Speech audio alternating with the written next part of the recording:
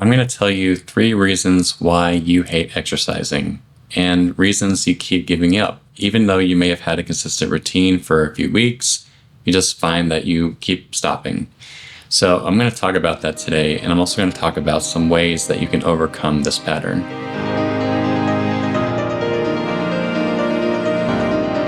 The first reason that you hate exercising is that you're doing exercises that you think you should do. Maybe you heard your friend talk about like how they do sprinting and they've been doing that. Maybe they say anyway that they've been doing that for like 3 months straight and they've already lost 20 pounds. Well, reasonably, that can make us want to get into sprinting. But the thing is, most of us hate sprinting, so let's not do that. And instead, let's focus on what would we want to do? What do we like to do to be physically active? So this is a list of different ways that we can look at exercise. And I prefer actually looking at it as more like being physically active. And what I like about this term, physically active, is it's not the word exercise. I mean, with that word, sometimes we conflate it with something negative and makes us not want to do it. So let's try a different phrase and call it just being physically active. And another thing that's great about this term is it means that we are stepping outside the normal confines of what we think exercise is. You can see in this list here that listed some things like dancing or drumming. And especially if like the style of dancing or drumming is really, really active. If we do something that we like, what's happening is that we're creating this association between being physically active and feeling great or doing something we enjoy. So for example, if I really enjoy riding bikes, which I do, then if I do that for my physical activity, I'm going to find that I'm enjoying it. Like I'm having fun. I like the workouts. I like the way I feel during and afterwards. And so my brain creates a positive association with this activity of riding my bicycle.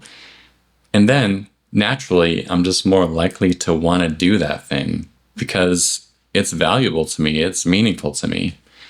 And so you can see, on the other hand, if you were to force yourself to do sprinting because your friend said it made him lose 20 pounds, I mean, that's great. But unfortunately, if you find that when you're sprinting, you really are hurting, you're out of breath, and you just really don't enjoy it, then what's going to happen is you're forming a negative association between exercise and your experience.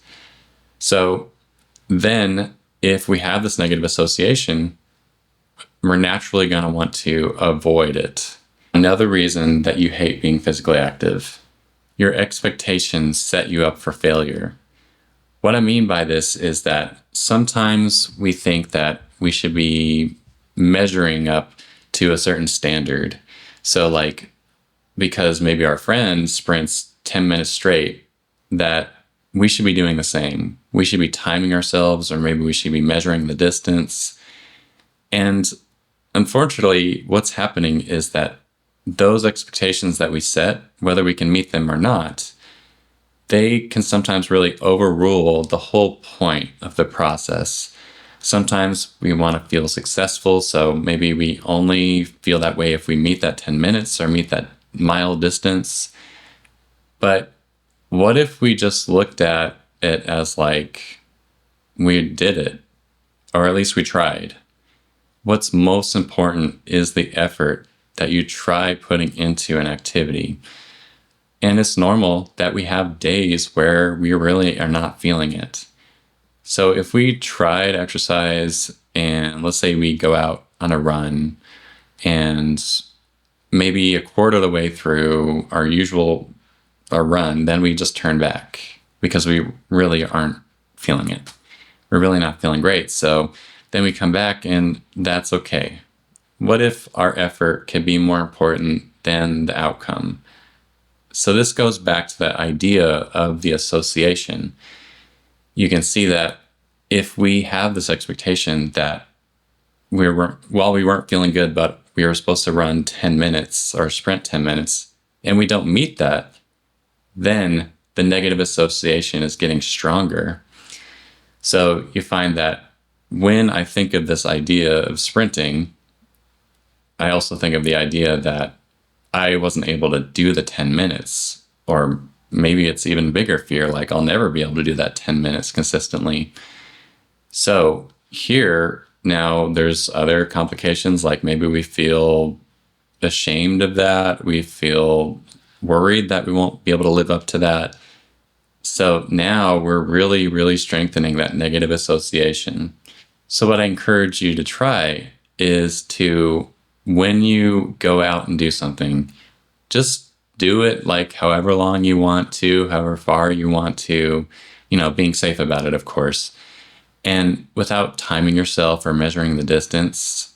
And I know that sounds kind of strange because a lot of times we want to improve and do better and do better. But if you're finding that your routine is inconsistent, this is one of the ways that you can get back on track. It's just by focusing on the activity itself. That helps you to be more present and really focusing in on the more meaningful aspects.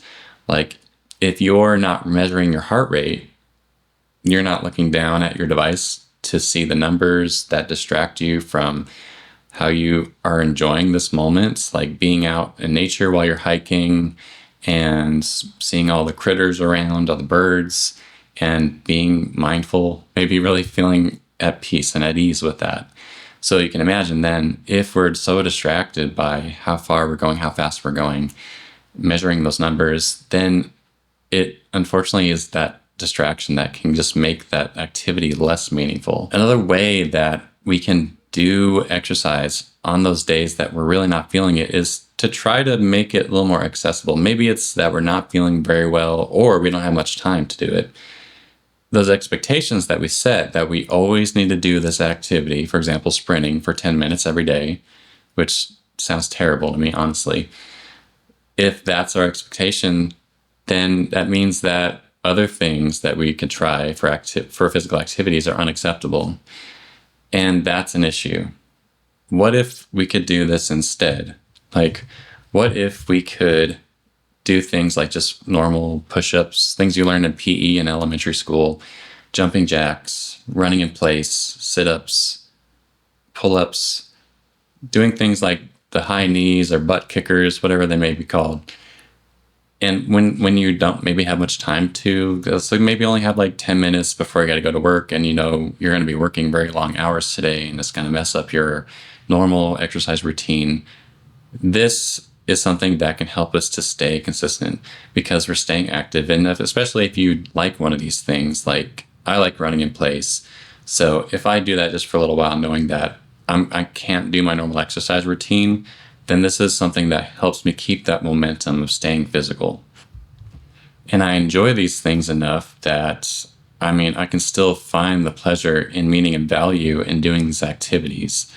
And there's that positive association again that makes me naturally drawn towards these activities, which makes me want to be consistent. Whereas on the other hand, and this is where we're getting into the third reason that you hate exercising, our motivation can be out of fear. Whereas what can be more helpful is to focus on motivation that's hope-based. That's what I call it. We have fear-based motivation and hope-based motivation. And let's go into the actual technical terms of these. Approach motivation indicates a propensity to move forward or maintain contact with a desired stimulus. On the other hand, avoidance motivation indicates a propensity to move away from or maintain distance from an undesired stimulus.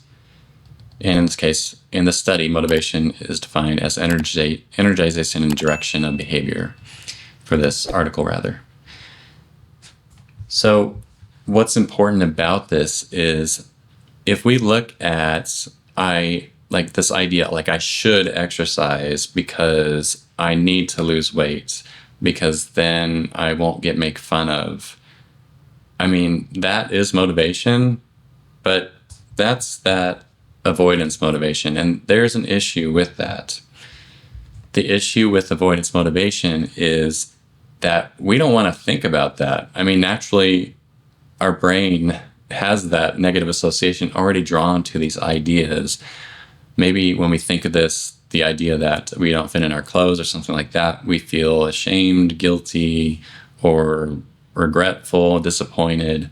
And when that happens, we naturally want to avoid that stimulus. So this is that fear-based motivation. Just to give some other examples of how this might look is maybe you could say like, I don't like the way I look. That's a really kind of general statement. But what if we reframed these to be something more hope-based? In other words, that approach motivation. So in this example, for I don't like the way I look, I like how confident I feel when I am more athletic. This is a reframe from avoidance to approach. And in this example here, I hate that I cannot fit into my clothes. That's that fear-based or avoidance motivation. Now, moving into this idea, I really like it when my clothes feel comfortable on me. See, you see the difference? You see the different feeling that those different messages have? And so you can see that when we have more of that approach motivation message, that's something that we naturally gravitate towards. So if there's something we really want, and we can frame it that way in our minds, and this takes some practice, by the way, then we naturally move towards it. And oftentimes, though, we're focused on these self-critical messages or these self-loathing messages that just kind of beat us up and actually really tank our motivation. I mean, sometimes the fear-based motivation can give us motivation, but it's often more short-lived. Whereas with the motivation that's more approach, that is something that can be more sustained motivation. The thoughts that come up that you can notice and then practice reframing. So that might be the hardest part, is being able to first be aware of the thoughts as they occur. So this might be like before you exercise, maybe you notice you're having a thought like, well, I feel just really crappy in my body. And that's a moment where then we can, after being aware of it, take that and reframe it to, I like being more physically active because I just feel really good in my body. I just feel healthy. If you like this video, then please give it a like and subscribe. That helps YouTube know that this content was valuable, that other people might find help from this as well. And otherwise, take care, and I'll see you in the next video.